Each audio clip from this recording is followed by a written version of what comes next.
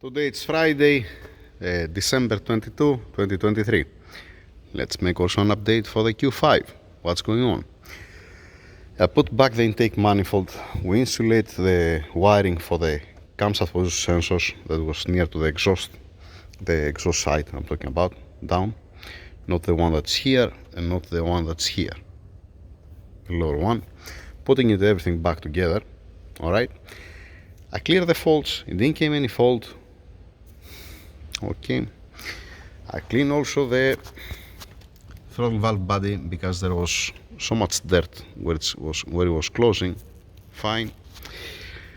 Now, like I show you on the computer is showing that there are two solenoids, okay, that's controlling the secondary air injection valves. Meanwhile, my friend, the owner of the car, he went to scrapyard and he found exactly the same engine, exactly the same car, and he gets some pictures and he makes some videos. There is a secondary injection valve without vacuum control. That means there is no fitting to control the valve. If you bring it to me, if you bring me, let us say, the car, and you said to me that, you know what, Tassos, I want to change the secondary injection valves. Then you bring me the new one, and there are also the old ones there. When you have this difference, most probably also the spring inside it will gonna be different, because in one case the flow, the minor pressure that makes the secondary injection pump, it's supposed to be able to win the spring and blow fresh air inside, okay? In the other case, need the help of the vacuum pump through the solenoids to open the secondary injection valves. That's what I believe. It might not be the case, but that's my opinion, all right? And especially when you block it and it's not breathing, it's gonna be much more difficult to lift it up. That means when it comes the pressure, let us say, on the secondary injection valves, the spring, the piston need to come up, all right? If you block this pipe over there, you're gonna start compressing the air that has inside. You're not gonna have anywhere to go. I mean, even if you have the chance to open it by the flow, by closing it completely, you're not going to have any chance. The right way, if it's working, if, let us say, if I make one test and I see that both springs on the secondary injection valve that's actuated by vacuum, and on the other one that it's not actuated by vacuum, if you have the same springs, what I'm going to do, this pipe that has the air over there that's blocked currently, I'm going to get this pipe and the other pipe in one T, and then we're gonna put it to breathe through the air filter, to don't get sucked sand inside or dirt or whatever, to don't get blocked later on. Alright? This is one case. Second case, like I said, I was thinking, what else can I do? I can get the signal from the secondary injection pump from there, give it to one solenoid, and then from this solenoid to control a vacuum to actuate the two secondary air injection valves based on the signal of the air injection pump. That means as soon as the pump starts working, it starts spraying air. At the same time, you're gonna open the solenoid to supply vacuum and open the piston on its air valve. Now, why on a different application they had two different solenoids? Maybe because it's monitoring the ECU, the EGT, the temperature of the gases to don't start glowing the catalytic converters. It's impossible, I don't think so, but I'm just saying one scenario. I don't know, I'm not an electrician, I'm not a tuner, all right?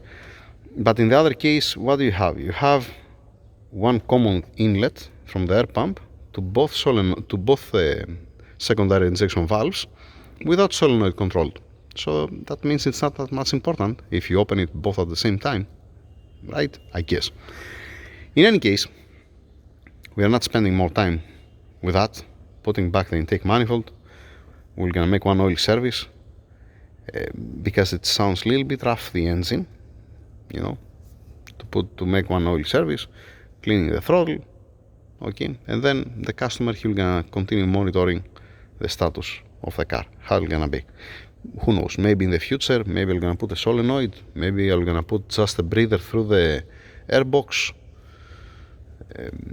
You can put it breathing, let us say, also through you can put one T here this goes to the air filter, to the upper piece of the air filter, and let it breathe through this one. It should be fine, I guess. It doesn't make a big movement. It's not moving so much amount of air. It just need to have somewhere to go. That's my point, if you understand what I'm saying. All right. Then some people, they said that, you know what, this is a maybe different option for different market. Yes, you're 100% right. It might be the case. Just a second. I'm talking about that somebody mentioned that ULAV2, it might have ULAV1. Let us say that it doesn't have at all solenoids, as an example. It might be the case, and I'm gonna explain why. I'm gonna explain now why. Well, let's go to the Beetle, to the Volkswagen Beetle. Here we have a Volkswagen Beetle, all right?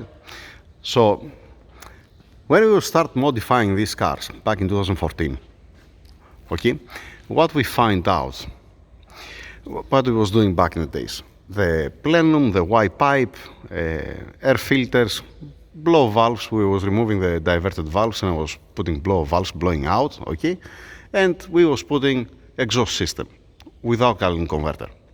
So back in the days, what we discovered, that the cars that came here in this country, the secondary oxygen sensors, they didn't care about the emissions. That means even if you run a straight pipe like this, without catalytic converter, without anything, with the stock software, with the stock tune on the ECU, it's not triggering the check engine. We tried this, I don't know, in 10 Beetles that time, maybe more than 10 Beetles.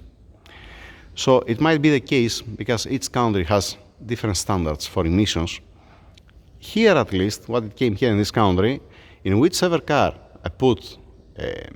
we put a cut delete downpipes without catalytic converters, none of them had a check engine, none of them had a fault related to the emissions. That means it was not saying that the catalytic converter bank 1 and bank 2 is insufficient, as an example. So it might be the case with the Q5. It might be, I don't know, it might be, something it might be. At the end of the day, like I said, the secondary injection system is just for the cold start. The thing is, when you have the fault, if it's like a chain reaction and then start causing different faults. That's the thing. We're gonna see, we're gonna monitor this one, and in the future, if it's saying something, what I said, if he bring me, let us say, the owner, or if we found, let us say, one solenoid valve like this one, with a wiring, let us say, till here, to looks like a stock one, I can put this solenoid at this position here. There is a bracket, like as it is this solenoid, because it's exactly the same. Or even a solenoid like this with the wiring till here, from a scrapyard, let us say, to cut the wiring, bring me the wiring with the plug and the solenoid, and then I'm gonna mount it here at this point. It's gonna look like a stock one. And then you just get a signal from the air pump, like I said. You put some vacuum lines back over there. You have a vacuum here with 1T to supply the solenoid. Everybody happy. Like I said, let's see how it's gonna end up. Let's see how it's gonna be in the future. Okay? That's it for now. Thank you very much. Over and out.